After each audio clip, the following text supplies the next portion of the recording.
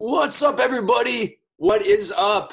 Welcome to the Morning Buzz with the Wednesday, June 3rd, 2020 edition. I'm George Floyd, as I said before. Hi, I'm And Gallagher. I'm not wearing sunglasses inside because I have regular glasses to wear because I can't see otherwise. I have regular glasses to wear, but I don't wear them anyways. Also, I'm Ryan Trick here with the newscast. It's gonna be a weird show. We have a Right light here. beginning, but maybe not such a light show today because today we're going to be talking about protests for George Floyd, vandalism in Colorado State Capitol, a Photoshop picture of the White House, and how New Jersey's soon lifting some restrictions as a part of a plan for Phase 2. But first, here's Ryan Trick with his newscast. Thank you, Leslie. Well, we got a lot of stuff going on in the world. Right now in international news, protests across the country were mostly peaceful for a day after widespread rioting and vandalism. Demonstrators spoke up behind a freshly installed chain link fence at a park outside the White House, asking, quote, every Fed and every policeman, every person who swore to protect America and America's citizens, are you guys standing up against injustice, end quote. President George W. Bush praised protesters on carrying out the protest without violence despite staying past the curfew. And in Atlanta, 6 police officers were fired after a violent episode with 2 college students as they were headed home from a protest in their car. Atlanta's mayor, Keisha Lance Bottoms, said the force used was simply unacceptable. In international news, Rome's Leonardo da Vinci Airport opened back up today as Italy begins opening its regional and international borders in their final phase of coming out of coronavirus lockdown. Italy is the first European country to fully open its international borders and is dropping the 14-day quarantine requirement for visitors, but many other European nations are calling this move premature. And in local news, towns across New Jersey and New York are closing down streets to create space for outdoor dining and shopping options for everyone who's been kept away during quarantine. Towns like Hoboken, Ridgewood, and Red Bank have been proposing programs to turn certain roads into pedestrian malls. The plans come out in response to Governor Phil Murphy's announcement that outdoor dining and non essential retail can return June 15th. And in tech news, France's digital minister says its COVID contact tracing app is off to a good start. The app has been downloaded over 600,000 times since it became available yesterday afternoon. The app, Stop COVID France, is designed to prevent another wave of infections by using smartphone logs to warn users if they've been near someone who later tested positive for the virus. And if I look out my window and on my weather app, it's about 66 degrees outside here in Bernardsville, New Jersey. Today we're going to have a beautiful high of 84 and a low of 63. However, we are going to have a 90% chance of thunderstorms. Both today and last night started thundering for like an hour for some reason. And then, of course, tomorrow we got a high of 86 and a low of 64. And then wrapping up the week on Friday, a high of 86 and a low of 68. We finally have summer weather consistently. I'm happy about it. Yeah. I have mixed feelings. It seems like it's going to get like really hot really quick, and I don't enjoy that. Yeah, that's fair. I don't have good AC in my room, to be quite honest, so I don't know why I'm excited about sweltering heat as I do the morning buzz, but We don't it's have better like than freezing, we don't have I like think. air conditioning in our house. We just have the opportunity to open windows and blow hot air with fans. So I'm personally not looking forward to it.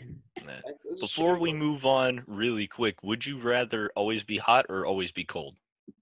Cold. Cold? I like George? blankets. Always hot or always cold? Well, I'm already hot, so, cold at There least. you go. Yeah. I think I'd rather always be hot. But anyways, that's today's news and weathercast. We got a cool show coming up.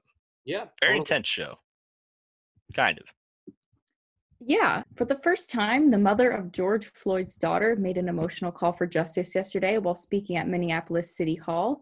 Her parents, along with her 6-year-old daughter, Gianna, offered the nation perspective on the tragic loss of her daughter's father and how it has robbed their family of special moments between father and daughter. And we have a clip that we'd also like to show. But I wanted everybody to know that this is what those officers took.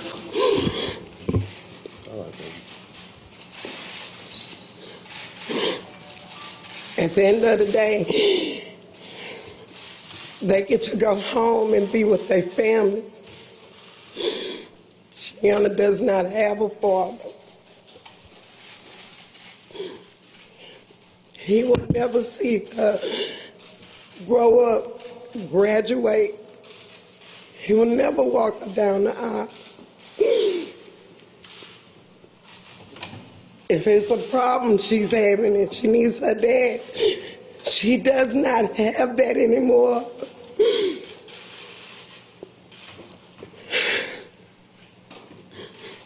I'm here for my baby. And I'm here for George because I want justice for him. I want justice for him because he was good. No matter what anybody thinks, he was good. And this is the proof that he was a good man.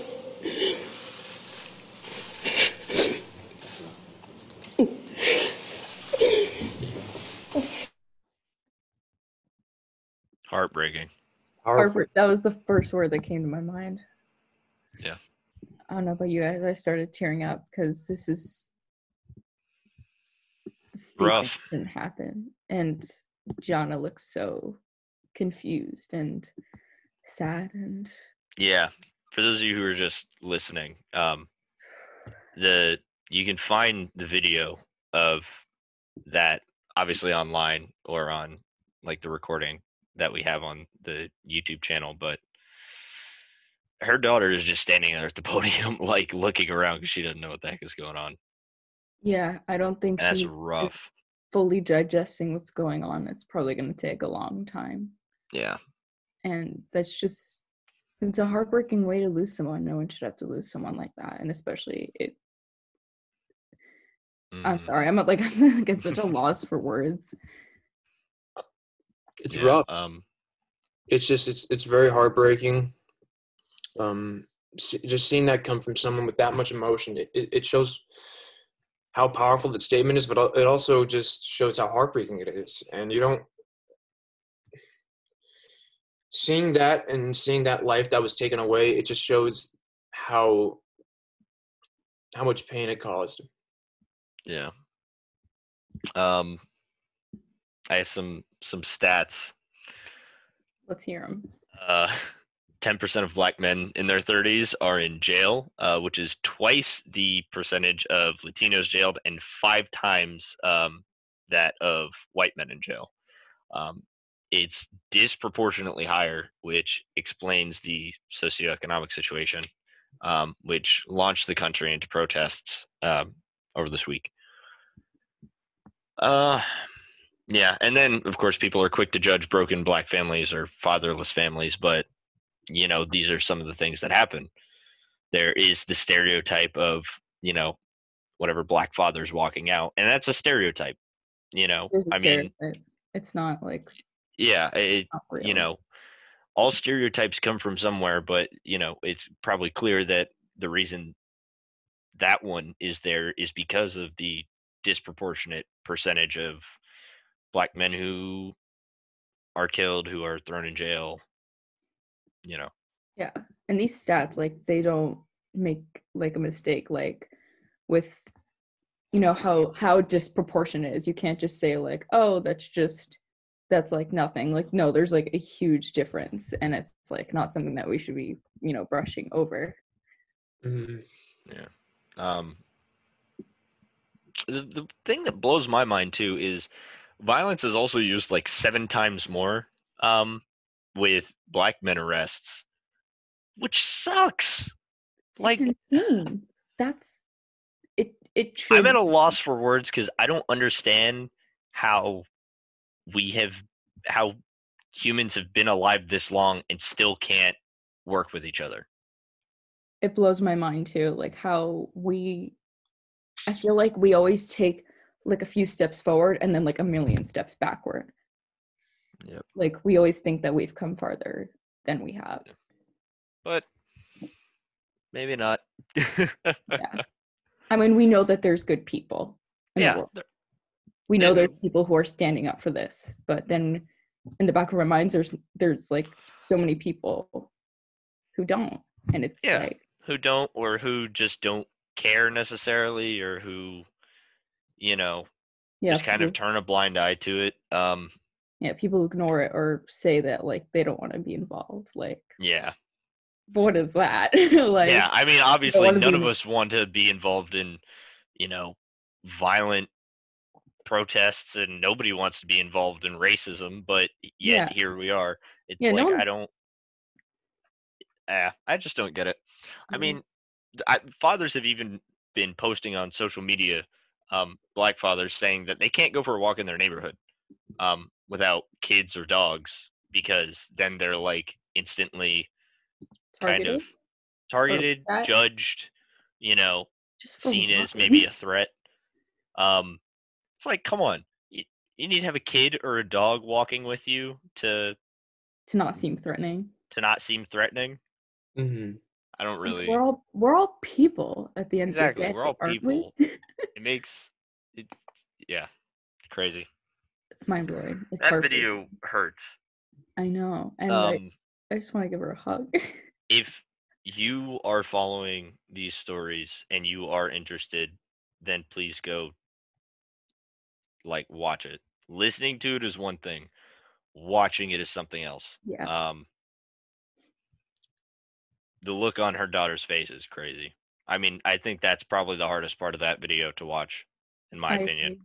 It's Yeah, not the woman breaking down and crying in front of a bunch of people. It's the daughter just standing there, blank expression, she's six kind of years just like old. spacing out, looking around, because she just cannot comprehend what's going on. Yeah, she's young and Nuts she to has to me. live without a father, which is just the most painful experience. I get. Yeah, that's rough. Yeah. Um, I mean, imagine where you were at 6 years old. Like, I personally was playing with coloring books. yeah. And it's like I didn't have to deal like with anything like that Yeah. young. I mean, I know what it's like to lose a parent. I've lost a parent, and like you know, as weird as this sounds, like thank God it happened when I was old enough to comprehend it, because I cannot imagine losing a parent at how old is she? 6? Six. 6 years First old. grade. First grade. Like first grade. My girlfriend teaches first grade. I can't imagine losing a kid or losing a parent as a kid at that age. That's nuts to me. It And it's is. something like this, like not even, it wasn't sickness that killed him. It No. wasn't, like She couldn't just even say an goodbye. like a tragic accident, over It's something like this. Nuts. and something Crazy. that could have been completely avoided. Something Oh that yeah. shouldn't have happened in the first place. Like she's gonna grow up probably being scared of the world because this is the world her father died in unjustly. Yep. Man, stats, arrest stats too. For Oh, you have more? kids too, by the way. Here's some arrest stats for kids, in case you didn't know. The National Association for the Advancement of Color People, NAACP, reports that nationwide African American children represented 32% of children who are arrested, 42% of children who are detained, and 52% of children whose cases are judicially waived to criminal court. 52% That's waived to criminal court. those are like large statistics that again, like make no mistake, like things that can't be brushed over. Like those say something in and of themselves. They say that this country is still dealing with racism and it's still unfair towards African Americans, and it shows that straight up. You just don't want to see it, Yeah. and it still shows that the injustice that people of color still go through. Yeah. And by the way, in times like this where the economy, um, you know, just no other way to put it, it really just sucks right now. Um, and all these people getting arrested over protesting something that they have the right to protest to, not violently, but have the right to peacefully protest to. I want to make sure that's in there.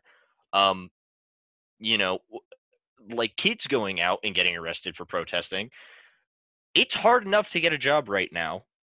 As a college student, I can personally say I have applied to so many jobs since quarantine started, and I am getting nothing back.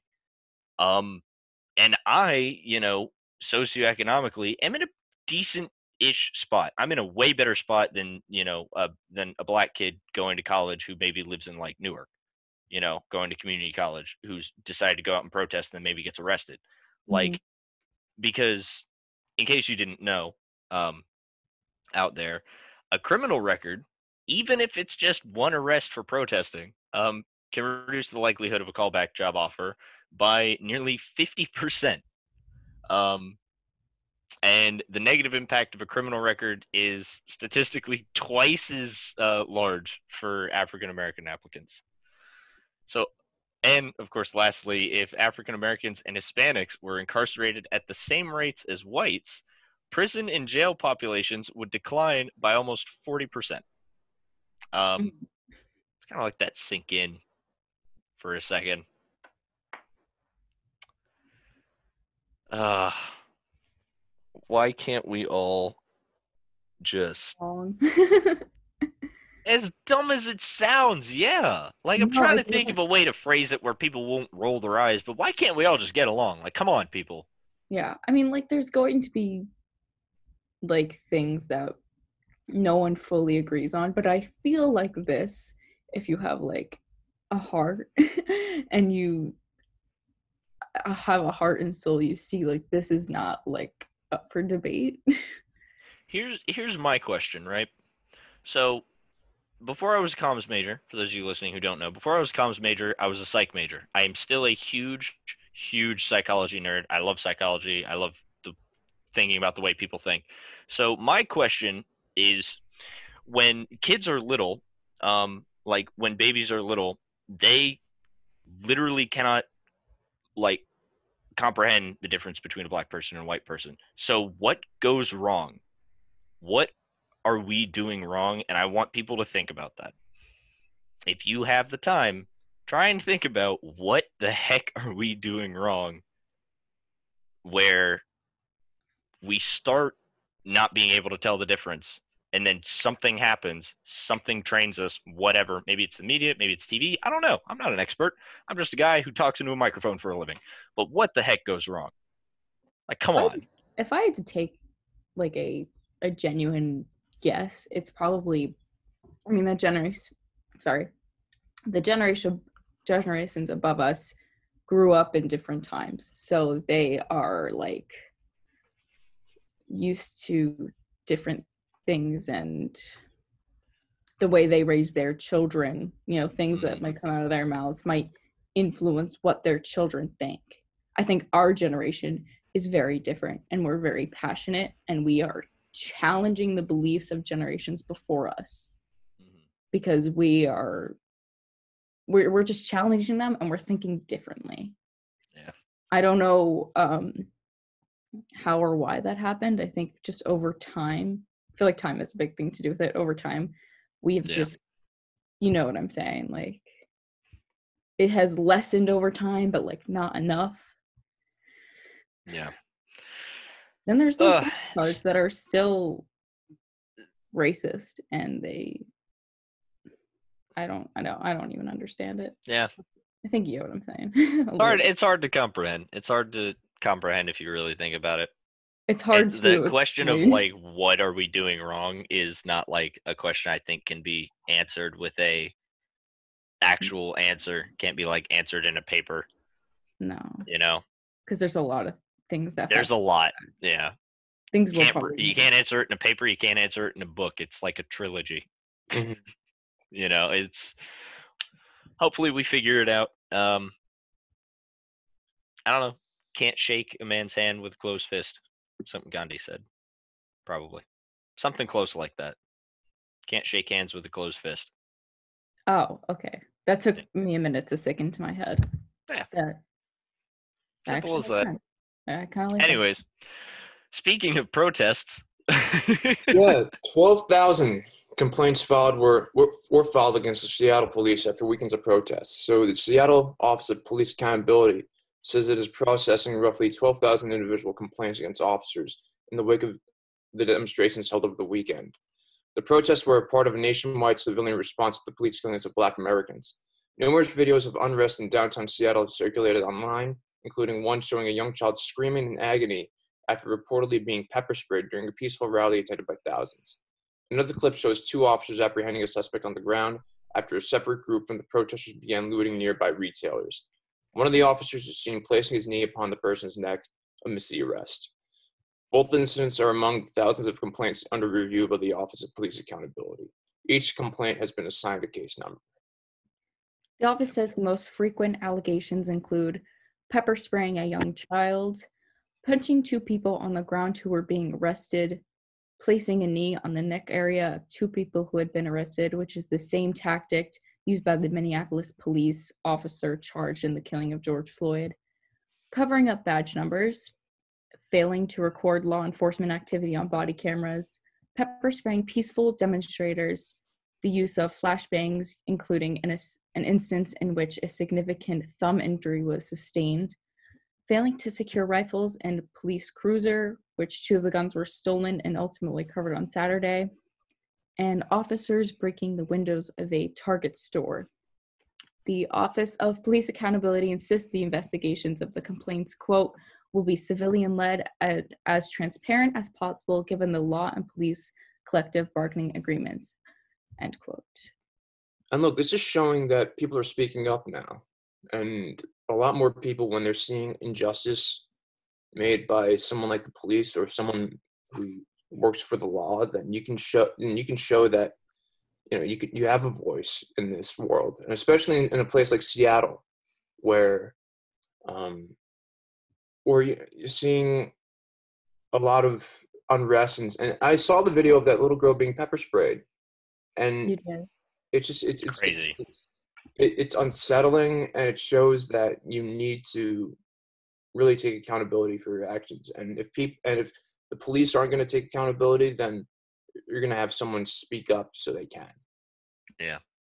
Yeah. I mean, reporting here's it the thing. now helps. Oh, no, what were you saying? Oh, I was just saying, even reporting it now, like reminding people that these things are happening and just speaking up about it. That's all I was saying. You can go ahead, right? I mean, well, no, all I was going to say is, like, here's the thing. And I've said this, when talking politics, I say this a lot. It's like when you're in a position of power, people look up to you in a sense. It's just like natural. It even for celebrities, like being a celebrity is in a position of power, and kids will look up to you. That's why you can't be an idiot. Police officers, best example I could use right now, because this is what's happening. Kids look up to police officers, or they should be, and we have things like this where they're pepper spraying children.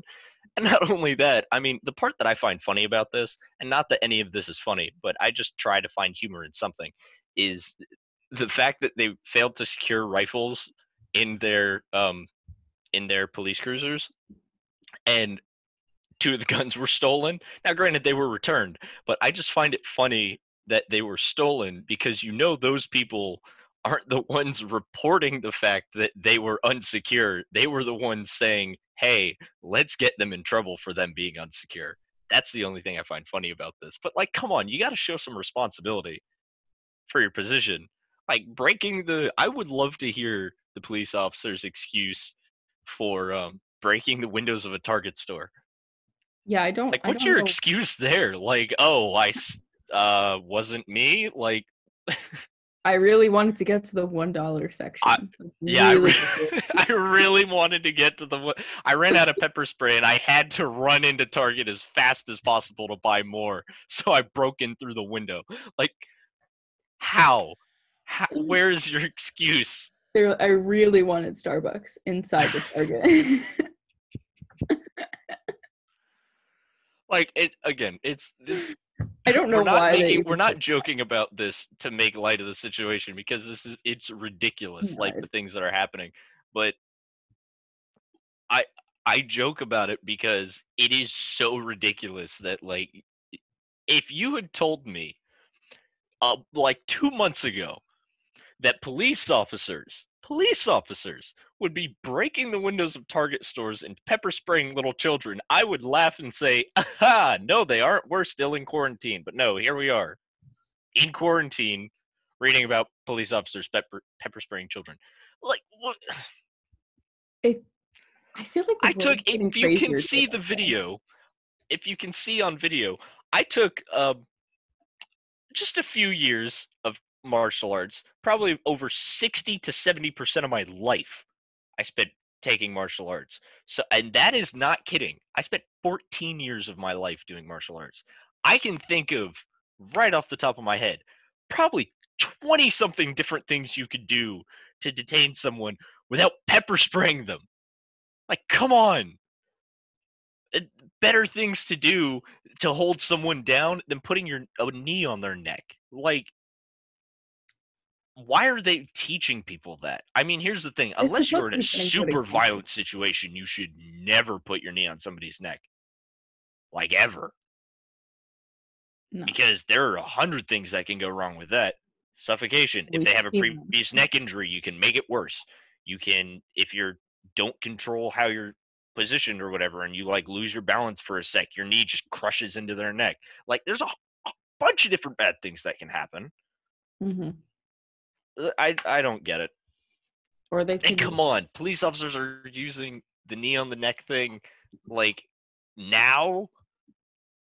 You think that's the last thing they should be doing? If I was a police chief, the day after George Floyd happened, I would tell all my officers, just forget that. Just forget that part of your training for like a year. Is that in their training? I don't know why I'm It asking. shouldn't be. No. It's most likely in police self-defense training, because if several officers are using it at the same time. I would love to have a police officer on the show. And if you are a police officer listening, please, if you are interested, feel free to contact us, because I would love to have you on and interview you on your tactics. This is not to call you out. This is sheer curiosity. To be open and listen. No. Yeah, to be open and listen. From one person who was trained in the art of self-defense to another, I am so curious as to how you are trained, and what reasoning you have behind crushing someone's neck with your knee out of They should only do that. self-defense. They should only do that in like drastic situations. Like, Yeah. And by the way, for those of you listening, I use self-defense in air quotes there because that's a pretty harsh use of self-defense, yeah. especially against unarmed people. Yeah, like George Floyd wasn't armed. He didn't commit any act of violence. It's just like there should have been no touching involved. It's crazy. Like, hey, sir, how you doing? Doing fine. Yeah, exactly. I mean, Small even if you are gonna, investigation. like, you know what? Let's just assume that humans are just too stupid to not act violent in the George Floyd situation.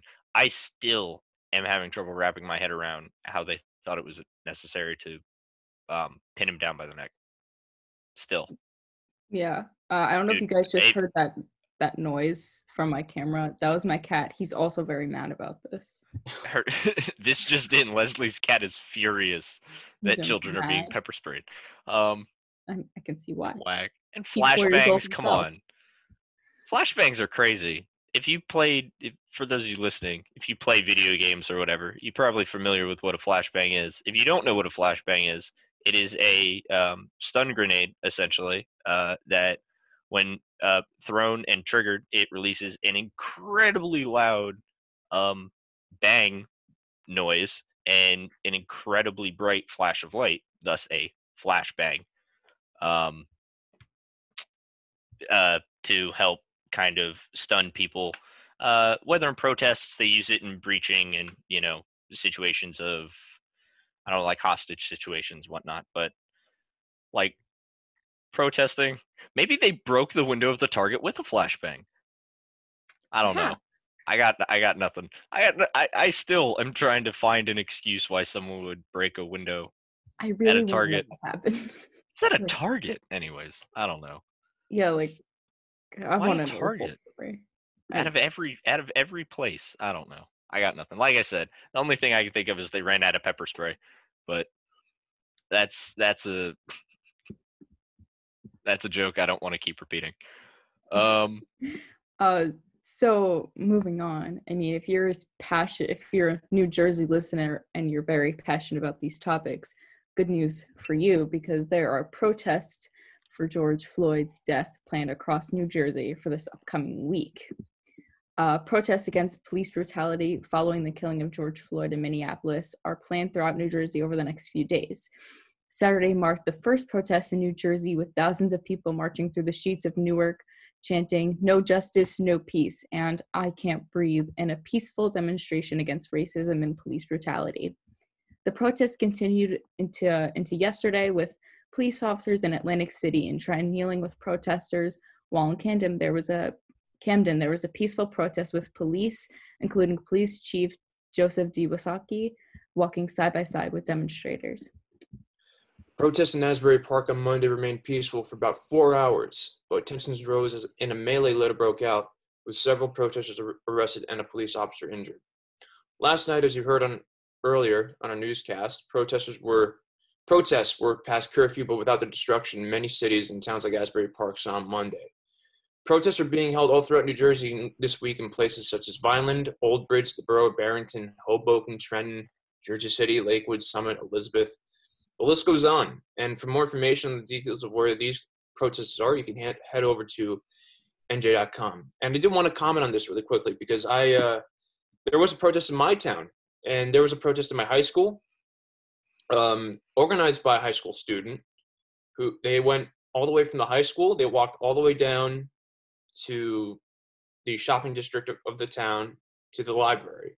It's a pretty decent sized walk. It's about maybe like 3/4 of a mile, but that shows the future of the activism coming from the students. That shows that if you're a student and you want to make change in the world, especially in a community where, I mentioned before, our community there isn't a lot of crime, and it doesn't really happen. But even then, when you still see stuff happening, you want to make a change in this world. And so I'm actually happy to see all the students that went out and protested and went out to the library and marched.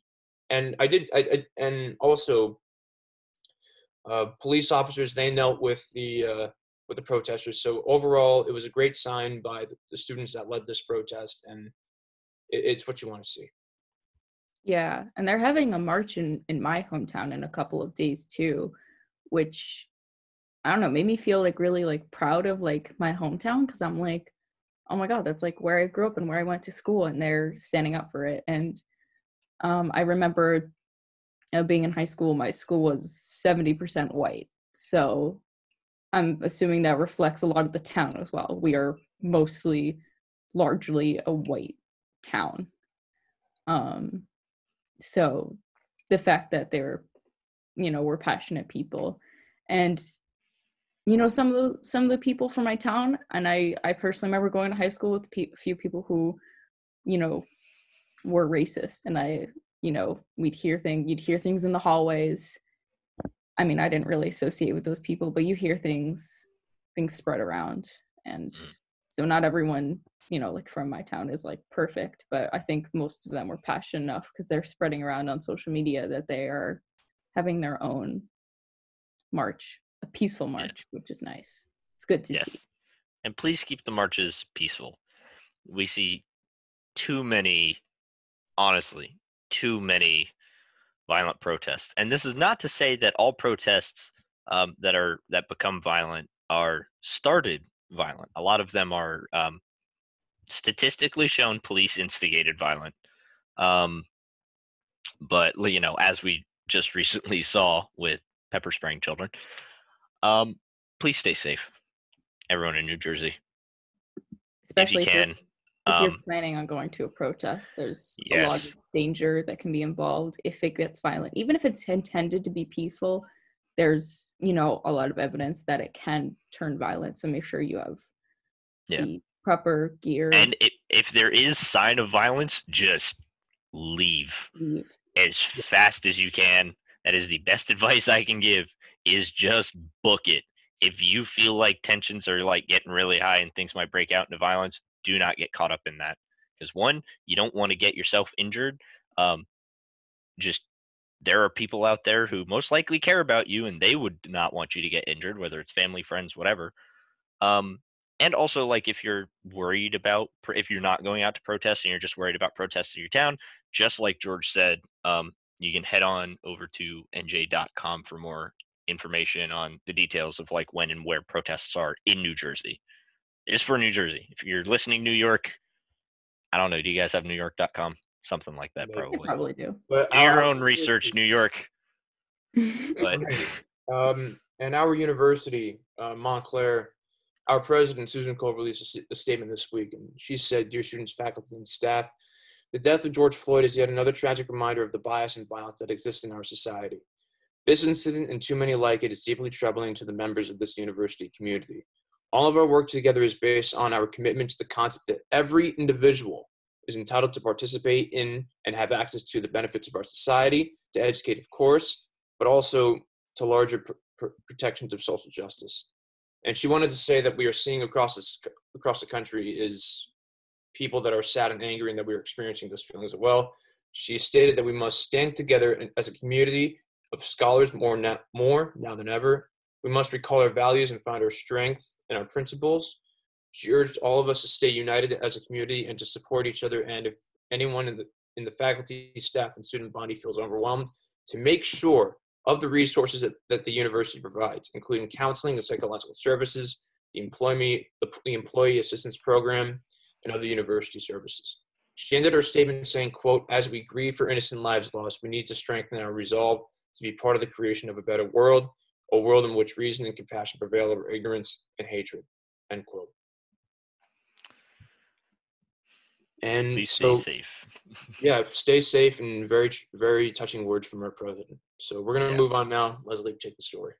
Oh, of course. So the Colorado State Capitol in Denver was vandalized during protests that are gripping the nation over the death of George Floyd. The Armenian genocide at Kachkar Memorial, which is where the state capitol was not spared. In a statement issued Saturday, the Board of Directors of Armenians of Colorado condemned, quote, "the ongoing injustices against our African American community, and we join them in calling a justice for George Floyd," end quote. The organization, however, was puzzled that a monument honoring victims of injustice was vandalized. The Armenian of Colorado statement said, quote, "protest leaders have repeatedly denounced violence and vandalism. We do not hold the peaceful protesters responsible for the behavior of violent individuals. As Armenian Americans, a community that has survived genocide and centuries of oppression, we recognize and condemn the ongoing injustices against our African American community, and we join them in calling for justice for George Floyd," end quote. Further in statement, it said, quote, "Since the Kachkar commemorates the victims of all crimes against humanity, including slavery and state-sponsored racism, it is ironic that individuals who claim to seek justice have vandalized the very monument that honors the victims of injustice," end quote. The Armenians of Colorado board state, quote, "any vandalism against the Capitol Kachkar is particularly painful, given that it is a replica of one of the 3,000 medieval crossstones of the legendary Julfa cemetery destroyed by Azerbaijan's government in 2005 as part of their plan of erasing Armenian history in Nakhichevan," end quote.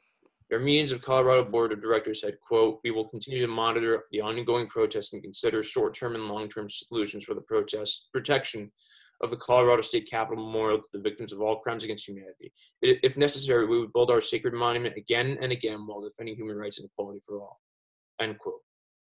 So as an Armenian, I do think that this vandalism of this monument, it's ironic because it stands for memorializing oppression after, what my ancestors went through, but also I don't think the people that vandalized it had an idea of what it was, and I don't really put blame on them, although I do think it's disgusting. But I will always support the Black Lives Matter movement, and I will always support the protests that are going on, because it shows that as an Armenian, and as someone that remembered this kind of oppression, we have to stand in solidarity with our black brothers and sisters. Yeah, and I mean, like, I do agree with you, George, but I kind of also, if I can, I disagree with you a little. I do think it's like even if they didn't know what the monument stood for, I mean, it's just like any monument. Like, why are you vandalizing it? Because you're mad about, obviously, Straight you're up. protesting, you're upset about something that happened. Why are you going out and vandalizing someone else's memorial? Straight up, yeah. I About something totally, that happened. Again, even if you don't know what it is, like, it's very clear that it's a memorial, you know. mhm. Yeah, no, I totally understand, and I see memorials of other historic figures. Like, I saw Mario Lemieux, who was the famous Pittsburgh Penguin in Pittsburgh. His statue was vandalized, and I see all these vandalized statues. And look, I don't support the rioting or the looting, but I do think that you have freedom of speech, and it does sicken me that this Kochkar monument was vandalized. But knowing that we will be, we've been here before, and we need to stand up for oppression. And that's what I'm going to state. Yeah. It's I don't understand why people are vandalizing monuments, and why people are pepper spraying children, and why people are, becoming violent and looting. And like, the looting is something that obviously we're going to touch on here in a minute, but in a different story. But I just, it's acts like these, you're not getting your point across well, people who are doing these acts. Hello, I'm Ryan Trick, and no, you're not getting your point across well by looting and vandalizing. And even if you spray paint the monument Black Lives Matter, you're still disgracing a monument, like a memorial. Like, come on. It doesn't matter what's written on it.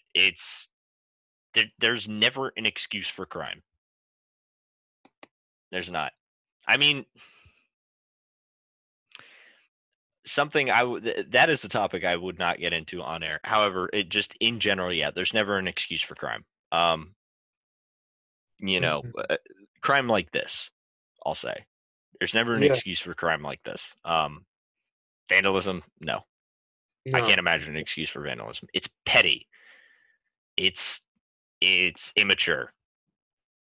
Mhm. Yeah, And I think, and it's showing America's true colors now. On whether you're a police officer or whether you're a protester, you're seeing, whether you're watching the news or if you're taking part in the protest, you're seeing what's actually happening. And if more people go out to protest, and if more people go out and see what's actually happening, then we'll we'll get a good idea of what people should really have an idea of. yeah. Like, we understand the need for justice, and that's obviously important. But it's the need for justice. It's not really about inequality anymore. I don't think it's more the need for justice, because, like, people know about the inequality. We hear about the inequality whether there are protests or going on or not. It's super prominent, and everybody knows about it. It's Mhm. now I think it's more about um, justice, and specifically, like, injustice, and injustice that's looked over a lot, Mhm. because people will look at it and say, "Oh, well, that's just how it is." It's like, well, why? I feel like now people are starting to ask the question, why though? Why is it that statistically more black men get arrested? Why is it that statistically more black uh, children cases of crime are sent over to a criminal court? Um, yeah, I think it's why is the We're, question that be- people are asking now.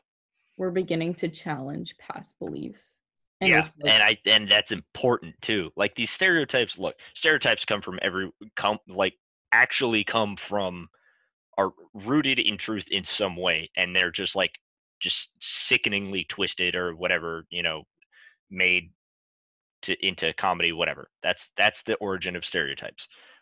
However, people are now like questioning, well, wait, why is this stereotype not feel like a joke? You know, Yeah.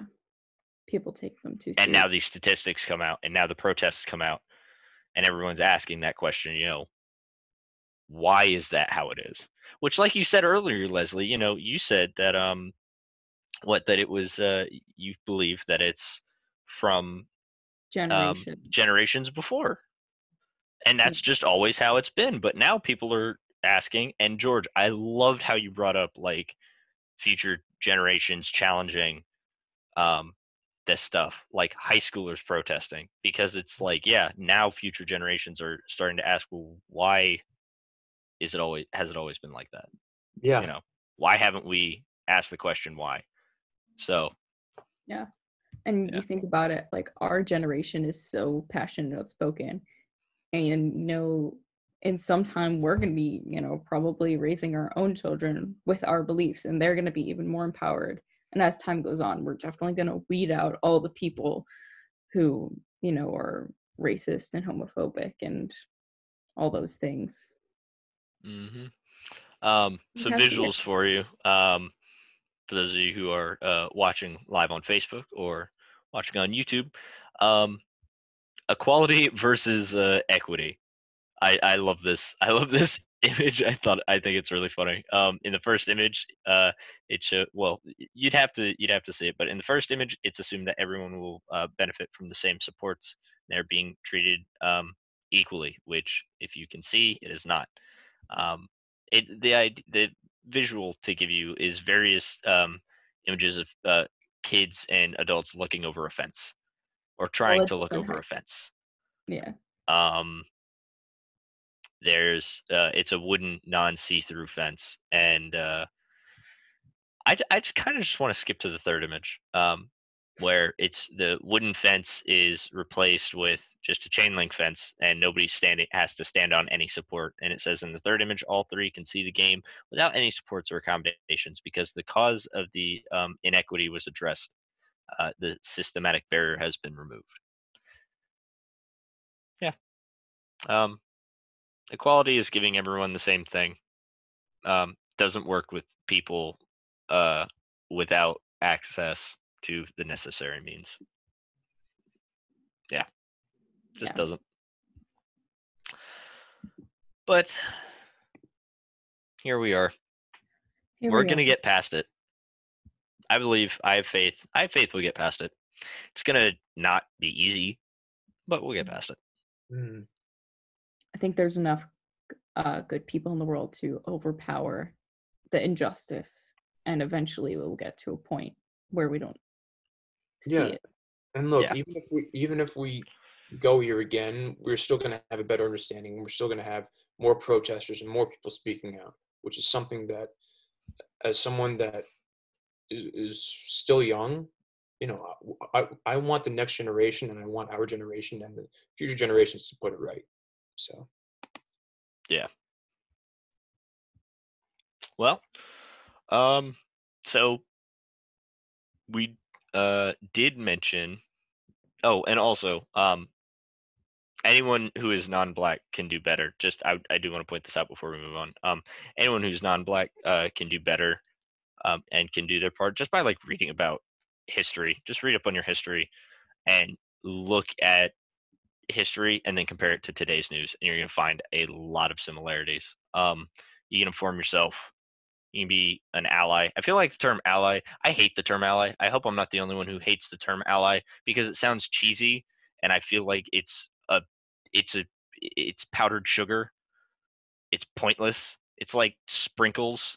I'm not a fan of sprinkles. Let me be honest. They're stupid and pointless. you Just call like the me term weird? ally. Why do you have to say I'm an ally? I feel like everybody should be an ally. It's implied.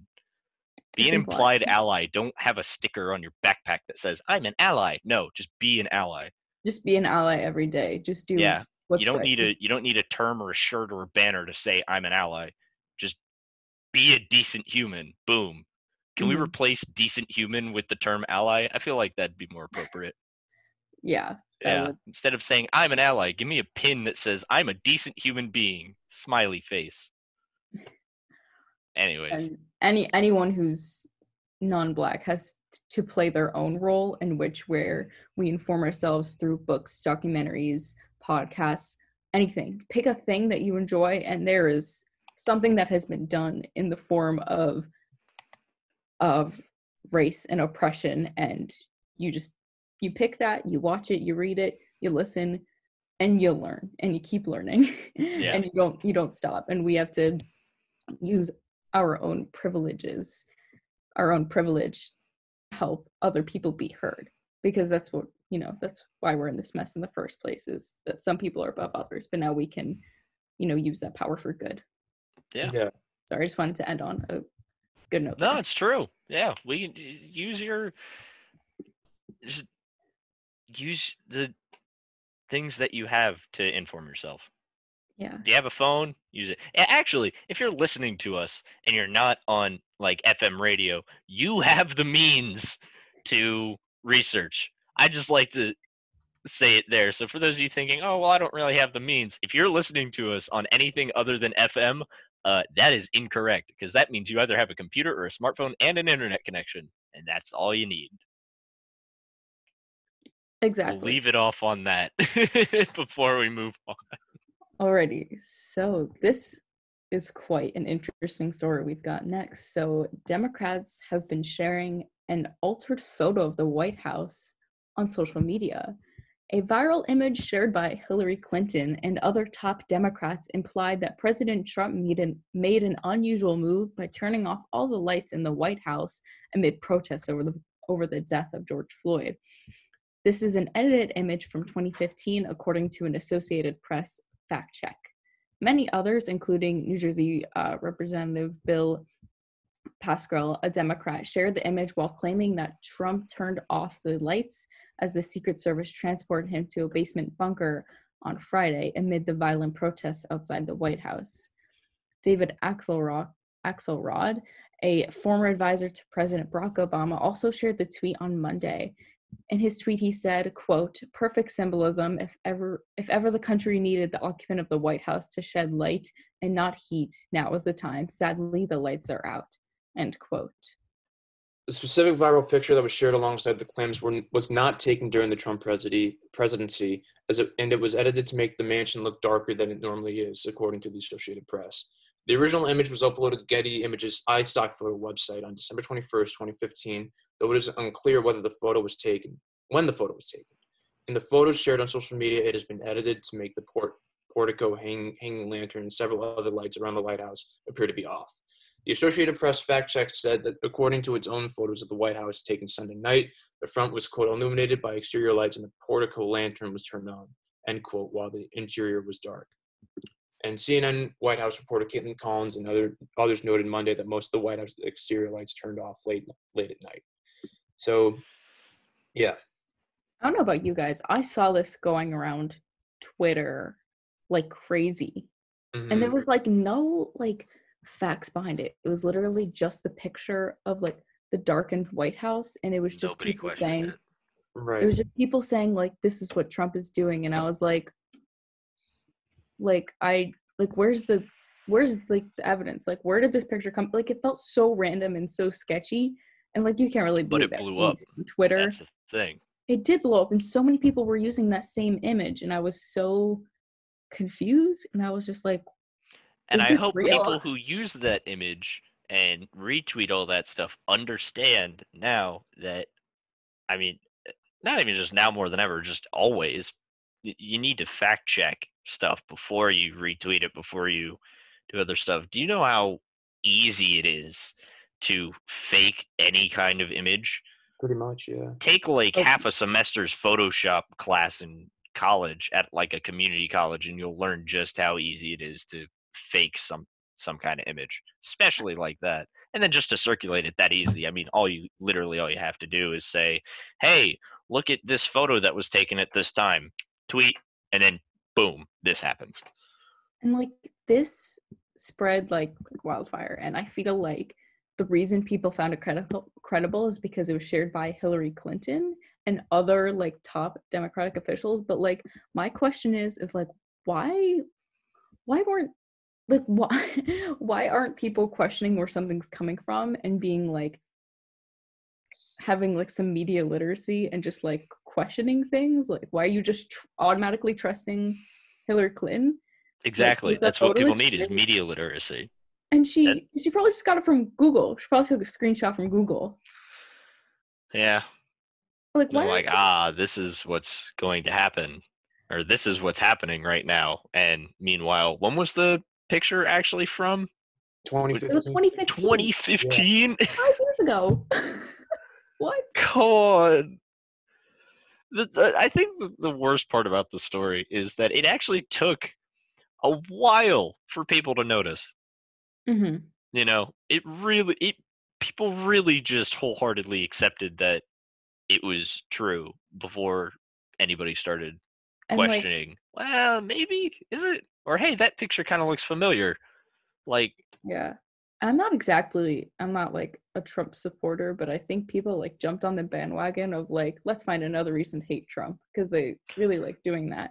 And yeah, I I don't mean, support whether him. you I like don't. him or dislike him, I think it is a bandwagon just to Yeah, dislike him. Like, look, I stand so much on trendy to neither dislike side him. of the political spectrum, and I could just say objectively, he's not exactly a likable person in a lot of things he does. However, because of that, this stuff happens, and it's like you gotta fact check whether you like him or not. Like, come on, people. And like the If people somebody who, photoshopped like a Trump tweet and as like a screenshot it and like posted, I can almost bet you anything people would believe it, even if they could just look the tweet up themselves. yeah, it's just like you can't trust everything you see on the internet, especially Twitter. Come on, guys, Twitter. Twitter, like let's be honest, even though Twitter has in our age become like a source for political news and updates, it's Twitter. It's not like we're not talking about the Associated Press here. It's Twitter. Twitter. People have accounts that automatically upload the same cat video every day on Twitter. Like, it's Twitter. I got nothing else to say other than it's Twitter. Like, I mean, it's like I understand why people like who aren't like media literate and how they're like, oh, so this Democrat said that this is a current photo from like a few minutes ago of the White House. I'm going to yeah, share it because that means it's factual. And it's just, it blows my mind how Democratic officials weren't questioning where it was coming from. And like it came from Hillary Clinton, so they automatically trusted it. And like, it's just very mind blowing. yeah. This Anyway. really just is a big issue that people have to face.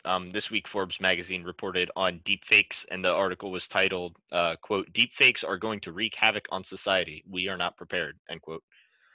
Last month, during ESPN's hit documentary series The Last Dance, State Farm debuted a TV commercial that has become one of the most widely discussed ads in recent memory. It appeared it appeared to show footage from 1998 of an ESPN analyst making shockingly accurate predictions about the year 2020. But as it turned out, the clip, of course, was faked. It was generated using like AI. Um, the commercial surprised, amused, and delighted viewers. Um, but I think people should feel concerned.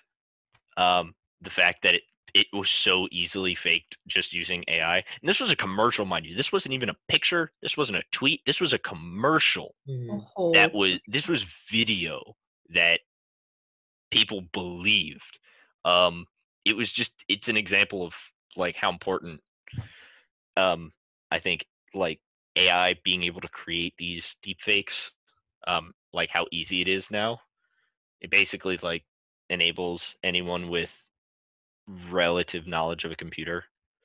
Yeah. Um, it just enables them to do it and create it. But Yeah, and like anyways, we're all involved in like communications. yeah, And like one of the classes we're required to take is like intro to communications and media arts, and like this is one of the topics we cover is like media media literacy. literacy and Yep. things being faked and like how the majority of the public either like doesn't know or like doesn't care, and it's like really crazy. Yeah. It's something that is not talked about a lot. However, it will be talked about deeper on tomorrow's Morning Buzz if you want to tune into that tomorrow with Kai Masiak and Crystal Santos. So Yeah. good transition. It is the top of the hour here at 90.3 WMSC Upper Montclair. Thanks for having me on, guys. Of course, Thank you. Ryan, It was you're a fun always show. welcome. Oh, thank you. I mean, I'm always on in the background anyways. It's just nice to also be on air. It is lovely to talk to you, though. I like having discussions with you. Thanks. And thank you, George. I miss doing the buzz with you, George. Dude, I mean, straight up, dynamic duo. Like, Exactly. yeah. Well, Is thanks it for bad? I listening didn't to even this. realize it was the top of the hour. Yeah, no, it is. We got to wrap. Thanks for listening to today's episode of the Morning Buzz. We will see you guys tomorrow, live pretty much every single weekday over the summer from 10 to 11 a.m. in the morning, Eastern Standard Time. We'll see you guys next time. I'm going to start dancing See y'all next because time. I got to dance and talk Bye. as Adam cues us out. Thank you, Adam and Annabella, for keeping our boats afloat. Got to keep dancing.